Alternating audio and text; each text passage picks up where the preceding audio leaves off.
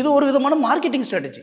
So இந்த marketing strategy இவ்வளோ தூரம் இருக்கு இல்லையா? அப்போ இந்த படம் ரிலீஸ் ஆகுது, தள்ளி போகுது, இவ்வளோ பிரச்சனை இருக்குது அப்படிங்கிற ஒரு விஷயத்த ஒரு வருஷத்துக்கு முன்னாடி கொடுத்த அறிக்கைக்கு அவங்க இது எவ்வளோ தூரம் மரியாதை கொடுத்தாங்களோ அது மாதிரி இது பண்ணியிருந்திருக்கலாமே. இதை பண்ணாமல் விட்டுட்டு இப்போ லைக்கா ப்ரொடக்ஷன்ஸ் அவங்க பண்ணுறது இவங்க மேலே தப்பு அவங்க மேலே தப்புன்னு சொல்லிட்டு அவங்கள வந்து நம்ம ப்ளேம் பண்ணுறதுல உண்மையிலே இல்லை. இத்தனை கோடிக்கணக்கான ரசிகர்கள் அஜித் அப்படிங்கிற ஒரு மிகப்பெரிய மனிதருக்காக தான் சார், நடிகருக்காக தான் சார் எல்லாருமே வராங்க.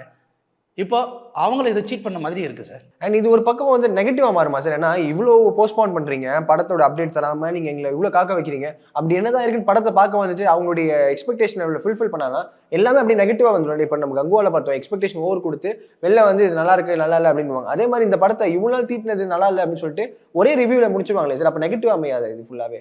ரெண்டு விஷயம். அஜித்தோடைய கரியர்லேயே வந்து ஒரு படம் வந்து கிட்டத்தட்ட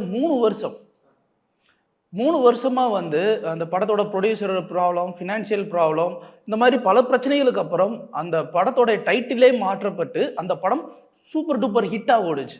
அந்த படத்தோடைய பெயர் வந்து வரலாறு. அதற்கு முன்னாடி இருந்த பெயர் வந்து காட்ஃபாதர். கிட்டத்தட்ட 3 வருடங்கள். அதில் அஜித்தோடைய லுக்கு பார்த்தீங்கன்னா கண்டினியூட்டியே இருக்காது. 3 அஜித் குமார் நடிச்சிருப்பார். ஸோ இப்போ வந்து இந்த டிலே ஆகுறது அப்படிங்கிற விஷயம் என்னன்னா, அங்கே வந்து அந்த படத்தில் வந்து ஃபினான்ஷியல் ப்ராப்ளம்.